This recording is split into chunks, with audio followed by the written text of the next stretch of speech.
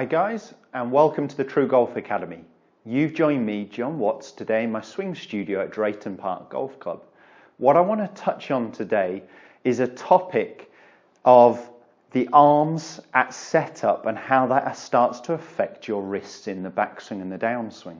So it's a fault that I see very regularly. I just this morning was coaching a ladies group session, and 4 out of the 5 ladies in the group were all set up with their arms really stretched out away from their body, really stretching this way. Now, it's not a fault I just see with ladies. It was just fresh in my mind, and I thought, well, I want to do a video on that and just discuss the arm position and how that starts to affect the wrists and even the placement of the golf club in your hands at address.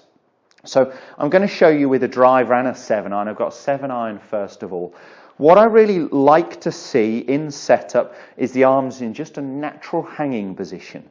So what I use as a rough checkpoint, especially when I'm teaching someone relatively new into the game, is with the club behind the ball, and I would always explain with a mid-iron that we like to see the toe edge of the golf club slightly elevated off the floor level. What happens is, as we're swinging the golf club, the shaft is bowing and bending slightly on the downswing. We call it toe down effect because the toe of the golf club comes a little bit lower through impact than it does at address because of this bowing in the shaft. Your hands will also get pushed a little bit higher generally through impact. So we want to start with the toe slightly up. I do see a number of golfers who have been playing for a long time and they're still trying to really flatten this club out. And they tend to get this club way too high. It can affect the grip. It can affect, as I said, the wrist set as well. So we want to see the toe of the golf club slightly elevated with an iron. The end of the grip will be pointing roughly at my belt buckle, so slightly below belly button, depending, I guess, on how high you wear your trousers. But we want that end of the club pointing sort of belt buckle-ish, the toe of the golf club slightly elevated. As a checkpoint, I tend to tell most beginner golfers that we're looking for about a hand span, 4-finger gap without the thumb from the end of the club to the top of your thigh, so you're not getting too far away or too close. I've heard other coaches talk about dropping the club down and it resting just above your knee on your thigh. Well, that's fine. I tend to find this is probably a better measurement, an easier measurement, but I'd measure it with your legs relatively straight before you actually get into your golf posture. So roughly a hand span gap. When I've opened my feet apart and I've got my correct posture here, which I've talked about before in terms of trying to get from my armpit over the front edge of my knees to the balls of my feet in this natural hanging position. I want my arms just hanging down from my shoulders. What I see, as I said, a lot of faults with is these arms starting to stretch out away from your body. That lifts the heel up, plunges the toe down. It can cause a very palmy grip where the club starts to sit too high up in my palm. That can affect speed, club face control, and all sorts of things as well. But I'm looking for my arms in this natural hanging position. A great checkpoint, if you do struggle with it, apart from viewing yourself in a mirror or a patio window, is in your setup. If you just take your trail hand away, your bottom hand, and just let it go limp from your shoulder, it should roughly be swinging back onto the club where it was before. If I got too far away and I really did this naturally, you can see my hand's going to miss the golf club. And if I did get way too close or the club was down here in my knees, my arm's going to swing out way in front of the golf club. So it should be swinging back onto the end of the golf club.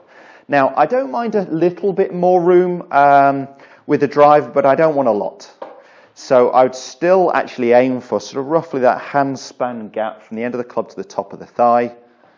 And I'm still trying to get that same feeling of my arms naturally hanging. I don't mind that my iron might be here and the driver there, but I definitely don't want to start to see these arms out here. When the arms start a long way out, they've got to move a long way out away from your body, really disconnecting what the hands and arms are doing from what the body's doing. So I really want them in this natural hanging position.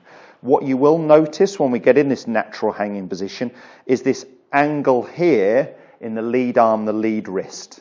So having the club at the right angle, okay, my arm's naturally hanging in this angle here, allows me to start to set my wrists correctly on the backswing which means I can maintain that on the downswing, unleashing the power more at impact. If I start with my hands very high, tends to cause a palmy grip. It's very difficult to support the club and create the correct wrist angle in the backswing, and we're losing power, leaking power the whole time.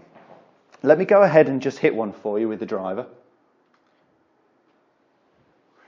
So, let's see if I can just go through that routine. Hand span gap, end of the club to the top of my thigh.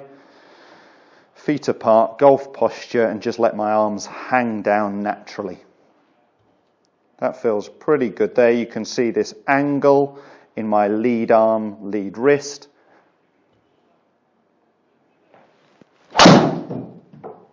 Ooh, shame about the strike. It was a bit heely. Lost me a bit of yardage. 267. Just carried a little short, lost me a little bit of yardage. Let's try just one more. We can't finish on that one, can we? One more shot with the driver for you. Same routine again.